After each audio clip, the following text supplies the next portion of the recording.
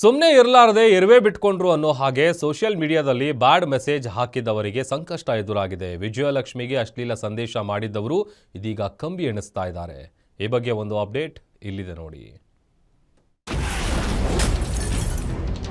ವಿಜಯಲಕ್ಷ್ಮಿ ವಿರುದ್ಧ ಅಶ್ಲೀಲ comment case. Software engineer ಜೊತೆ ಆಟೋ ಡ್ರೈವರ್ ಅರೆಸ್ಟ್. ಬ್ಯಾಡ್ ಕಾಮೆಂಟ್ ಮಾಡಿದ ಕಿರಾತಕರಿಗೆ ಜೈಲೂಟ fix.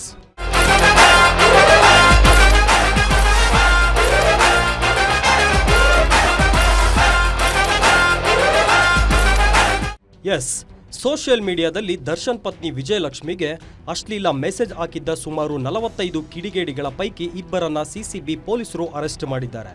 ಚಿಕ್ಕಬಾಣಾವರದ auto driver Chandru, Davanagere ಮೂಲದ ಸಾಫ್ಟ್ವೇರ್ ಇಂಜಿನಿಯರ್ ನಿತಿನ್ನನ್ನು ಬಂಧಿಸಲಾಗಿದೆ. 24ನೇ ತಾರೀಕಿಗೆ ಒಂದು ಕೇಸ್ ರಿಜಿಸ್ಟರ್ ಆಗಿತ್ತು ನಮ್ಮ ಸೈಬರ್ ಪೊಲೀಸ್ ಸ್ಟೇಷನಲ್ಲಿ.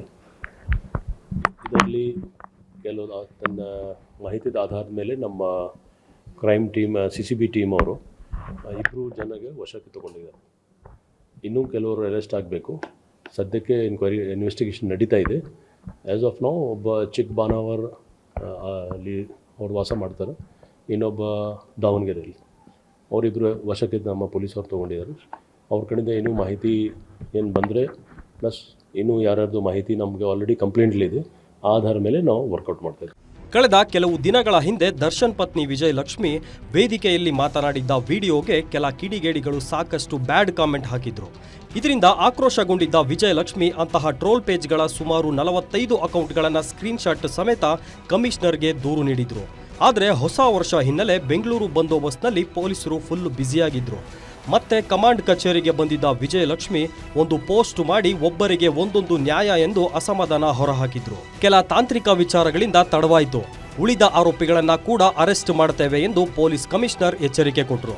ಇನ್ನು ಸೋಷಿಯಲ್ ಮೀಡಿಯಾದಲ್ಲಿ ಈ ರೀತಿ ಕೆಟ್ಟದಾಗಿ ಮೆಸೇಜ್ ಮಾಡೋರ ವಿರುದ್ಧ ಕ್ರಮ ಕೈಗೊಳ್ಳಲಾಗುತ್ತೆ. ಯಾರೇ ತಪ್ಪು ಮಾಡಿದ್ರೂ ಬಿಡುವ ಪ್ರಶ್ನೆಯೇ ಇಲ್ಲ ಅಂತ ಖಡಕ್ ವಾರ್ನ್ ಮಾಡಿದ್ರು.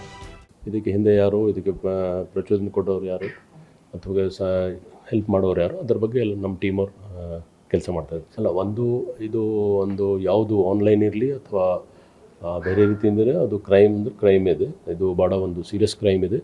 ಯಾವ ಕಂಡೀಷನ್ಲಿ ಈ ಥರ ಮಾಡಿದರೆ ಖಂಡಿತ ಅವ್ರ ಮೇಲೆ ನಾವು ಕ್ರಮ ತೊಗೊಂಡಿದ್ದೀವಿ, ಆಲ್ರೆಡಿ ತೊಗೊಂಡಿದ್ದೀವಿ. ಕೆಲವು ಸೋಷಿಯಲ್ ಮೀಡಿಯಾ ಮಾನಿಟ್ರಿಂಗ್ ನಾವೇ ಮಾಡ್ತಾಯಿದ್ದೀವಿ. ನಾವು ಸೋಮೋಟೋ ಕೇಸಸ್ ತೊಗೊಂಡಿದ್ದೀವಿ. ಈ ಪ್ರಕರಣದಲ್ಲಿ ಕೇಸ್ ರಿಜಿಸ್ಟರ್ ಆಗಿದೆ. ಸೊ ಕೇಸ್ ರಿಜಿಸ್ಟರ್ ಆದಮೇಲೆ ಸ್ವಲ್ಪ ಡಿಲೇ ಆಗಿರ್ಬೋದು, ಕೆಲವು ಕಾರಣಕ್ಕೋಸ್ಕರ, ಟೆಕ್ನಿಕಲ್ ರೀಸನ್ಸ್ಗೋಸ್ಕರ ಡಿಲೇ ಆಯಿತು.